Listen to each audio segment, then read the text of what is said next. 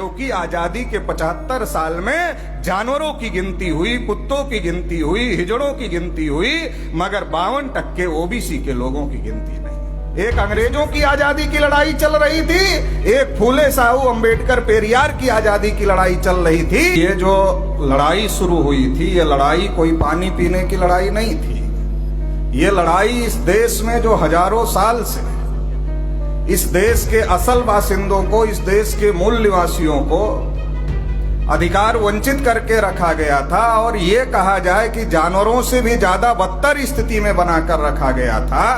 तो इस बात का ऐलान था कि अभी तक जो हुआ हुआ, लेकिन अब हम इसे स्वीकार करने वाले नहीं हैं। ये लड़ाई इस बात के लिए शुरू हुई थी। तो साथियों, हमको इस बात को समझना पड़ेगा। मैं राष्ट्रीय पिछड़ा वर्ग मोर्चा ओबीसी समाज का राष्ट्रीय अध्यक्ष हूं और देश भर में ओबीसी समाज को जागृत करने का काम करता हूं। अभी हमारी महाराष्ट्र में परिवर्तन यात्रा चल रही है, तो इसलिए आप लोगों के बीच में भी आने का मौका मिला।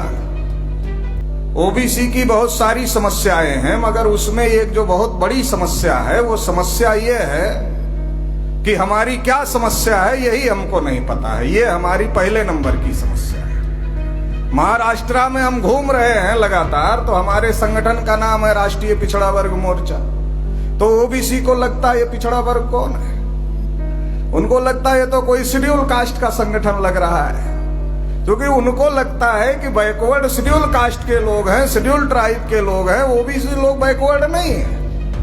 वो अदर बैकवर्ड भी हो गए, स्पेशल बैकवर्ड भी हो गए, इसके बावजूद अपने को बैकवर्ड मानने के लिए तैयार नहीं है। बैकवर्ड नहीं है हम, लेकिन आरक्षण चाहिए, ऐसा तो संविधान में कोई व्यवस्था मेरी जानकारी में नहीं है कि जो बैकवर्ड नहीं है उसको भी रिजर्वेशन मिलना चाहिए। ऐसी कोई व्यवस्था संविधान में है, इससे तो मेरी जानकारी में नहीं है। तो अगर आरक्षण चाहिए, मराठा को चाहिए, कुंभी को चाहिए, तेली को चाहिए, माली को चाहिए, धनगर को चाहिए, नाई को चाहिए, घिसाड़ी को चाहिए, जिसको भी चाहिए, उसको ये समझना पड़ेगा कि आरक्षण किस बात के लिए संविधान में दिया गया है। अगर हम इस बात को नहीं समझेंगे कि आरक्षण किस बात के लिए संविधान में दिया गया है, तो चुपके से तहसील से सर्टिफिकेट निकालते हैं, नौकरी के लिए लगाते हैं, नौकरी ले लेते हैं और फिर चुप हो जाते हैं। तो इससे तो आरक्षण नहीं मिलने वाला है, ना आरक्षण बचने वाला है। अगर आरक्षण चाहिए तो आरक्षण की लड़ाई समझना पड़ेगा, आरक्षण की लड़ाई जानना पड़ेगा। आजादी के 75 साल में जिस मूवमेंट की वजह से हम लोगों को आरक्षण मिला, जिस मूवमेंट की वजह से स्पेशल सुविधा हम लोगों को मिली, उस मूवमेंट के बारे में ओबीसी के लोगों को कोई जानकारी नहीं। देश में 1848 में जो लड़ाई ज्योतिबा फूले ने शुरू किया, छत्रपति साहू महाराज ने उस लड़ाई को आगे बढ़ाया और बाबा साहब अम्बेडकर ने उस लड़ाई को मुकाम तक पहुंचाया और भारतीय संविधान लिखा। और भारतीय संविधान में तमाम जो बैकवर्ड क्लासेज के लोग थे, एससी, एसटी, ओबीसी, माइनॉरिटी, उन सभी लोगों को अधिकार देने का काम किया। इस बात को ओबीसी के लोगों को समझना पड़ेगा, इस लड़ाई को ओबीसी के लोगों को समझना पड़ेगा।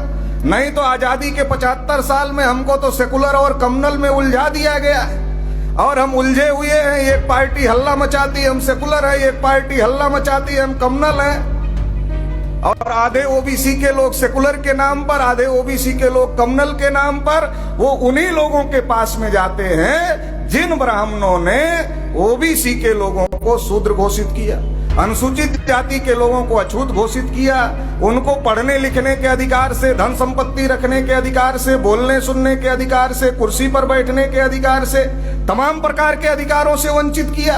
आज भी सेकुलर और कम्युनल के नाम पर ओबीसी उन्हीं तमाम पार्टियों में हिस्सा बने हुए हैं। तो इससे ओबीसी को हक अधिकार नहीं मिलेगा। 75 साल आजादी को हो गए। एक अंग्रेजों की आजादी की लड़ाई चल रही थी, एक फूले साहू अंबेडकर पेरियार की आजादी की लड़ाई चल रही थी। वो कह रहे थे कि अंग्रेज तो देश छोड़कर चले जाएंगे, मगर अंग्रेजों के जाने के बाद जिन ब्राह्मणों ने इस देश में जाति व्यवस्था बनाई, वर्ण व्यवस्था बनाई, छुआछूत बनाया, ऊंच नीच बनाया, भेदभाव बनाया, वो ब्राह्मणों का राज आएगा अंग्रेजों के जाने के बाद में, तो हमारे लोगों के साथ इंसाफ नहीं करेंगे, हमारे लोगों के साथ न्याय नहीं करेंगे। ये बात ज्योतिबा फूले कह रहे थे, ये बात छत्रपति साहू महाराज कह रहे थे, ये बात बाबा साहब अम्बेडकर कह रहे हैं। आजादी के 75 साल में वो बात सही साबित हो गई। जो बात ज्योतिबा फूले कह रहे थे, जो छत्रपति साहू महाराज कह रहे थे, जो बाबा साहब अम्बेडकर कह रहे थे, ये बात आजादी के 75 साल में सही साबित हो गई। संविधान बाबा साहब अम्बेडकर के द्वारा लिखे जाने के बावजूद, संविधान में सबके हक अधिकार लिखे जाने के बावजूद आजादी के 75 साल में हम लोग अधिकार वंचित हैं। और समीक्षा किस बात की हो रही है, बात किस बात की चल रही है कि संविधान को बदलना चाहिए। कुछ लोग बात कर रहे हैं संविधान में जो लिखा है वो कहां तक लागू हुआ, कहां तक नहीं लागू हुआ, इसकी चर्चा होनी चाहिए थी। क्योंकि बाबा साहब अम्बेडकर ने कहा था कि संविधान कितना भी अच्छा हो, अगर इसको लागू करने वाले लोग अच्छे नहीं होंगे तो संविधान कभी भी अच्छा साबित नहीं होगा। लागू करने वाले लोग 75 साल से वो लोग हैं जिन्होंने इस देश में जाति व्यवस्था बनाई, इस देश में वर्ण व्यवस्था बनाई, इस देश में छुआछूत बनाया।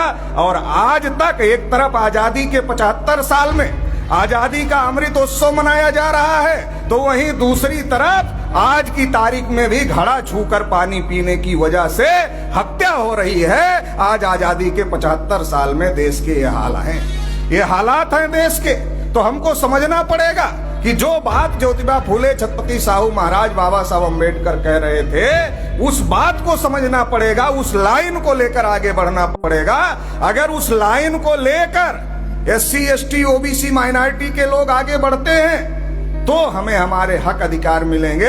केवल हक अधिकार ही नहीं मिलेंगे, हम इस देश में शासन करती जमात, इस देश का बहुजन समाज, इस देश का मूल्यवासी समाज हो सकता है। उस लाइन को समझने की जरूरत है। खास तौर से OBC के लोगों को मैं ये कहना चाहता, क्योंकि OBC के लोगों को क्या लगता है, ये शेड्यूल कास्ट का मूवमेंट क्योंकि इस प्रकार से प्रचारित किया गया, क्योंकि 3.5% के ब्राह्मणों ने सोचा कि 52% के OBC को अगर ये मूवमेंट समझ में आ गया, अगर फूले साहू अम्बेडकर पेरियार 52% के OBC को समझ में आ गया, तो फिर किसको बेवकूफ बनाकर वोट लेंगे और किसका वोट लेकर के राज करेंगे, फिर तो हमारा काम धंधा बंद हो जाएगा।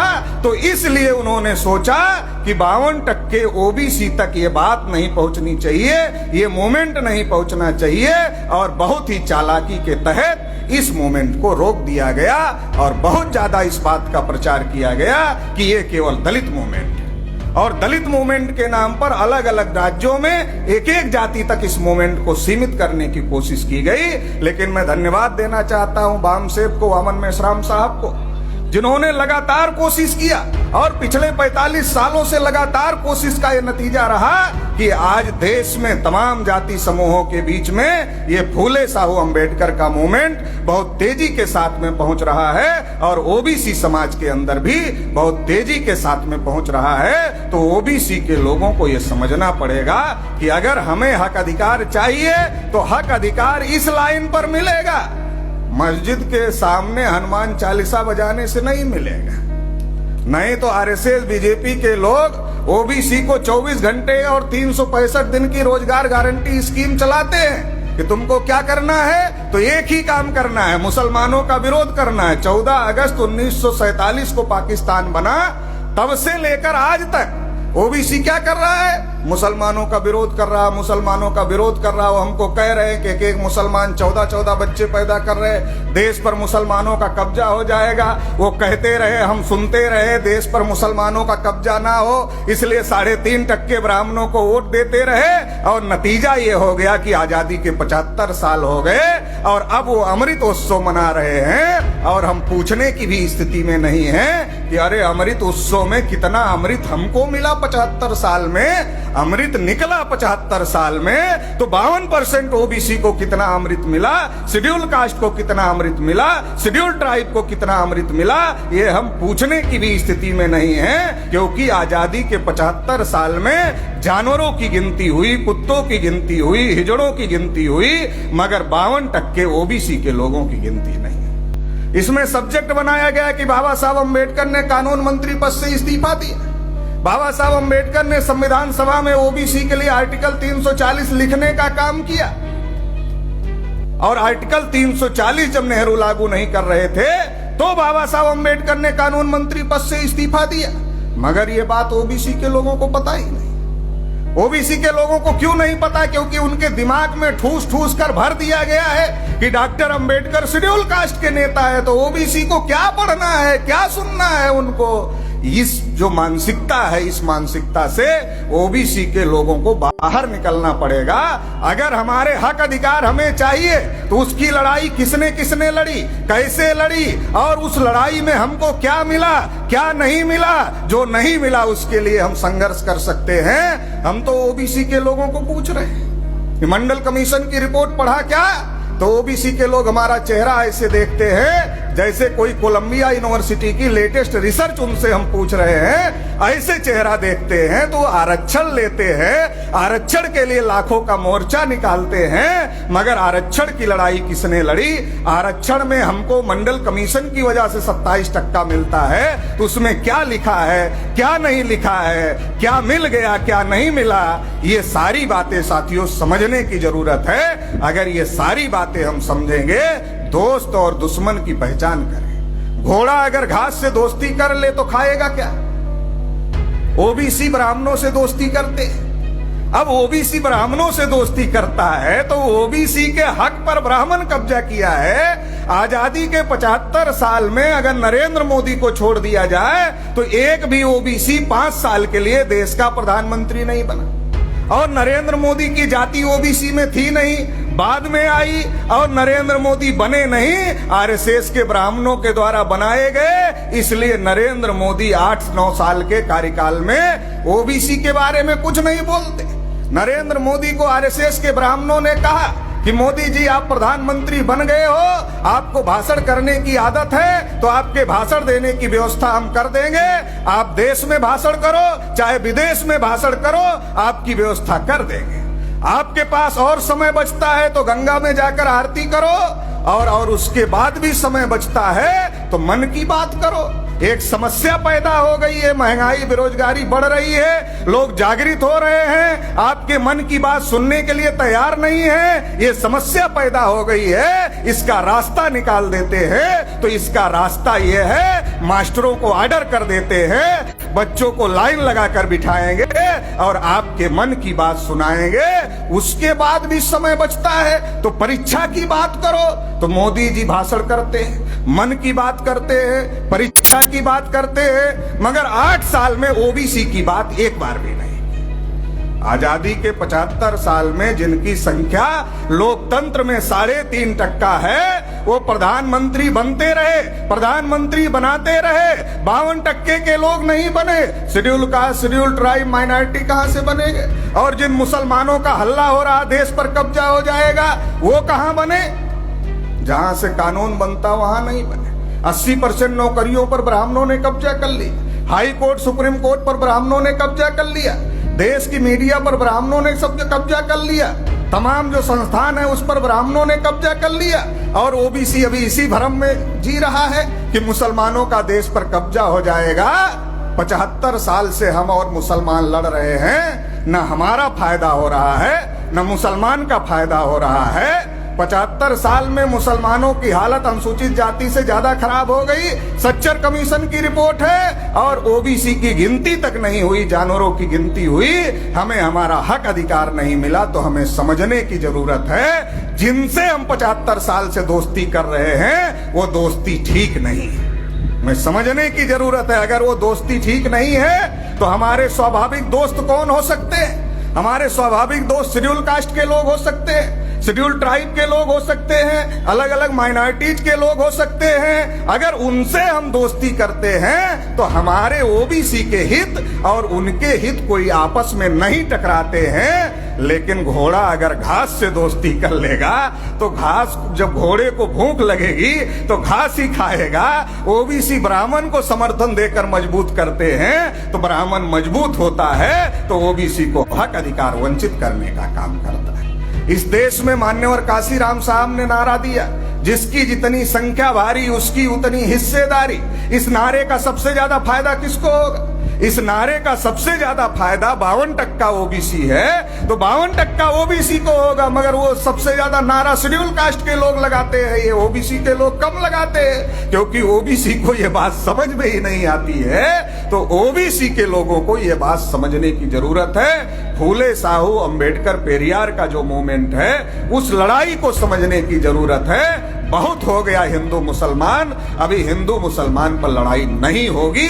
अभी इस देश में जिसकी जितनी संख्या भारी, उसकी उतनी हिस्सेदारी, इस बात के लिए लड़ाई लड़ने की जरूरत है। देश के हालात, देश की परिस्थितियां बहुत ज्यादा बिगड़ गई हैं। आप सभी लोग देख रहे हैं कि देश के हालात कितना ज्यादा बिगड़ गए हैं। ईवीएम का इस्तेमाल हो रहा है, लोकतंत्र खत्म किया जा रहा है, संविधान खत्म किया जा रहा है। कोई नेता बोलने के लिए तैयार नहीं है, जाति जनगणना पर भी बोलने के लिए नहीं तैयार है, और बोलते हैं तो कहां बोलते हैं? महाराष्ट्र में बोला लोगों ने, कहां बोला? विधानसभा में। विधानसभा में कह रहे हैं जाति जनगणना के लिए बजट नहीं दिया। अरे ये विधानसभा का मामला है कि लोकसभा का मामला भाई? जाति जनगणना का सब्जेक्ट सेंटर का है कि स्टेट का है? कुछ लोग सीबीआई से डरे हुए हैं, मगर उनको लग रहा है नहीं बोलूंगा नहीं तो लोग कहेंगे कि चुप है। तो कहां बोल रहे हैं? राज्य में बोल रहे हैं, स्टेट गवर्नमेंट के खिलाफ बोल रहे हैं। सेंट्रल गवर्नमेंट के खिलाफ चुप हैं, क्योंकि उनको लगता उसके खिलाफ बोलेंगे तो सीबीआई का एक आदमी दरवाजे पर बिठा कर रखा है, ईडी का भी एक आदमी दरवाजे पर बिठा कर रखा है। जैसे बोलेंगे अंदर आ जाएंगे, अंदर आ जाएंगे तो हमें अंदर डाल देंगे। अरे जब संजय राउत साहब को डाल दिए तो हमको भी डाल सकते हैं। तो लोग बहुत ज्यादा डरे हुए हैं। सीबीआई और ईडी का इस्तेमाल हो रहा है। देश में संविधान और लोकतंत्र को खत्म करने की साजिश हो रही है, और इसको कोई और नहीं बचा सकता। देश भर में अगर कैडर बेस संगठन और राष्ट्रीय स्तर का मूवमेंट किसी के पास में है तो बहुजन क्रांति मोर्चा, भारत मुक्ति मोर्चा के पास में है। उसका नेतृत्व माननीय वामन मेश्राम साहब कर रहे हैं। तो इसलिए सभी को यह बात समझ लेनी चाहिए, और जितना जल्दी समझ जाएंगे उतना अच्छा होगा, उतना जल्दी हम लोग अपने हक अधिकार ले लेंगे। नहीं तो समय निकल जाएगा तो पछताने से कुछ नहीं होगा। तो इसलिए साथियों, इस मूवमेंट को तमाम सभी SC ST OBC माइनॉरिटी के लोगों को मिलजुल करके मजबूत करना चाहिए। इस लड़ाई में तन मन धन से सहयोग देना चाहिए। इतना इस मौके पर कहते हुए आप सभी लोगों ने मुझे सुना, इसके लिए आभार, धन्यवाद।